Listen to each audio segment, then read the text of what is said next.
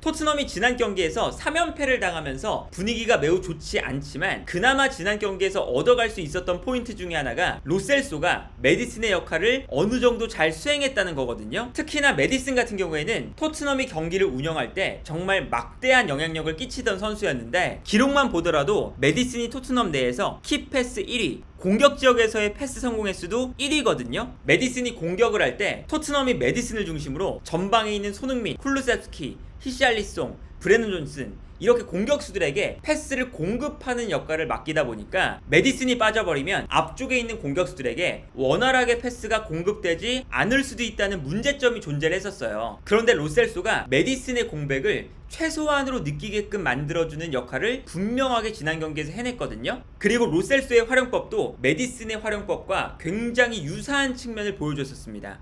예를 들면 토트넘이 공격을 하고 상대 수비가 밀집하는 상황이 되었을 때 로셀소가 이 라인 사이로 패스를 공급을 해줘야 되잖아요. 그런데 앞쪽에 있는 선수가 부족하다 보니까 여기서 어떤 모습이 나오냐면 우도기가 앞으로 움직이면서 수비가 우도기를 향해서 끌려 들어가게 되고 이때 로셀소가 약간 오히려 뒤로 빠지면서 뒤에서 볼을 잡아서 전방으로 패스를 뿌려줄 수 있는 선택지도 많아지게 되죠. 그런데 이렇게 패스를 공급한다는 역할이 그렇게 쉽지가 않은 게 아무래도 상대가 밀집해 있으면 사이사이의 공간이 좁기 때문에 이 라인 사이로 패스를 정확하고 그리고 우리 동료 선수가 패스를 잘 받을 수 있게끔 적절한 강도로 패스를 보내준다는 게 매우 어려운 요소인데 로셀소가 약간 뒤로 내려와서 볼을 잡을 때 앞쪽에 우도기, 브라이언 힐, 쿨루셉스키 이런 선수들이 전방에 있으니까 일단 패스를 줄 수 있는 선택지가 많고요. 그리고 이 선수들이 앞에 있기 때문에 상대 수비가 메디슨에게 달려들지 못하고 약간 뒤로 빠져있는 상황입니다. 그런데 여기서 메디슨이 상대 수비의 이 좁은 라인 사이로 정확하게 패스를 찔러주면서 쿨루셉스키에게 패스를 보내주거든요. 근데 이 패스가 공격 지역으로 적절하게 들어가다 보니까 쿨루셉스키가 볼을 받아서 뛰어들어가는 브라이언 힐에게 원터치 패스로 로셀소에게 받은 패스를 너무나 잘 돌려주고요. 여기서 브라이언 힐이 좋은 공격 찬스를 맞이하는 모습을 볼 수가 있었죠. 그래서 지난 경기에서 로셀소의 활용법을 보면 정말 메디슨과 비슷했거든요. 우도기가 안쪽으로 들어와 있다가 전방으로 뛰어나가기 때문에 자연스럽게 상대 수비가 뒷걸음질을 치고 있죠. 그리고 뒷걸음질을 치다 보니까 로셀소가 오히려 우도기가 올라갔을 때 살짝 내려오면서 우도기가 만들어준 후방 공간을 활용하기 시작합니다. 그리고 여기서 우도기가 안쪽으로 들어가주기 때문에 측면에 있는 브라이언 힐에게 넓은 공간이 나니까 여기서 로셀소가 브라이언 힐에게 패스를 넣어줄 수가 있는 거거든요. 메디슨이 하던 역할과 굉장히 유사하죠. 그리고 여기서 브라이언 힐이 오른쪽에서 볼을 받았을 때 중앙 지역에서 우도기가 올라가 있다 보니까 수비가 한 명 끌려 나오는 순간 우도기가 전방으로 뛰어들어가는 우도기에게 패스를 보내주면서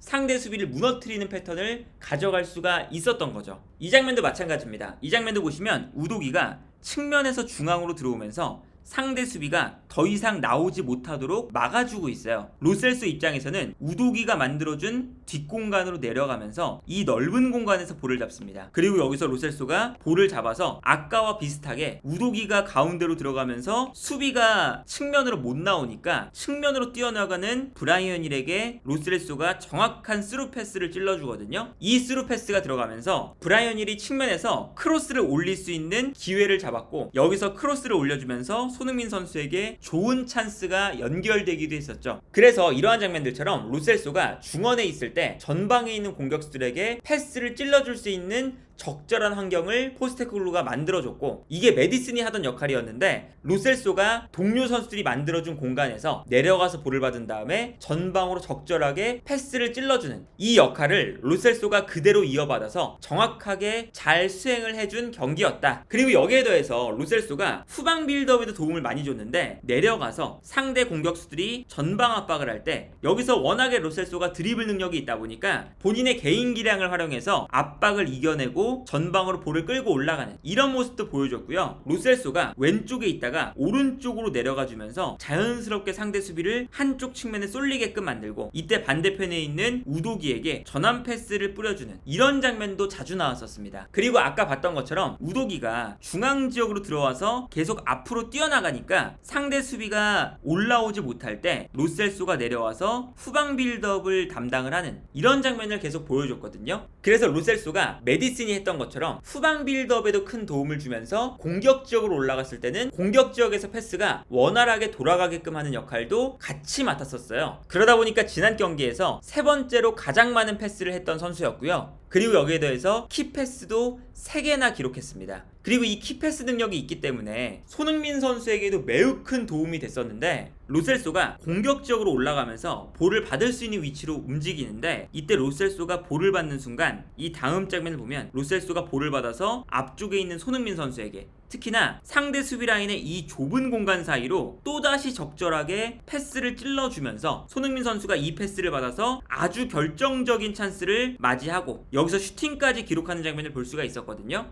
그래서 지난 경기에서 로셀소가 경기 전체의 템포를 조절한다는 측면에서 매우 큰 역할을 했었고요. 코너킥 상황에서 올라온 볼을 아주 멋지게 발리 슈팅으로 득점을 하는 이런 장면도 나왔으니까, 지난 경기에서 로셀소가 메디슨의 공백을 걱정했던 것에 비해서는 메디슨의 역할을 상당 부분 잘 소화해냈었다. 그리고 로셀소가 잘해주면 손흥민 선수에게도 엄청나게 큰 도움이 될 수밖에 없는데, 당연하게도 로셀소가 공격형 미드필더의 역할을 수행하는 거다 보니까 손흥민 선수에게 찬스 메이킹도 많이 해주고요. 아까 봤던 장면도 결정적인 찬스를 만들어주는 장면이었잖아요. 손흥민 선수가 지난 경기에서 메디슨이 없을 때 전방으로 볼이 안 오니까 어쩔 수 없이 고립이 되는 장면도 많이 나왔었고요. 고립이 되다 보니까 본인이 직접 볼을 받기 위해서 내려와서 플레이하는 장면도 많았었죠. 그런데 로셀소가 후방에서 볼을 잘 끌고 올라오면서 전방으로 패스를 보내주기 시작하니까 손흥민 선수가 고립되는 빈도가 지난 경기보다는 훨씬 더 줄어들었고요. 여기에 더해서 손흥민 선수가 내려와서 볼을 받는 빈도도 확연하게 줄어들었거든요.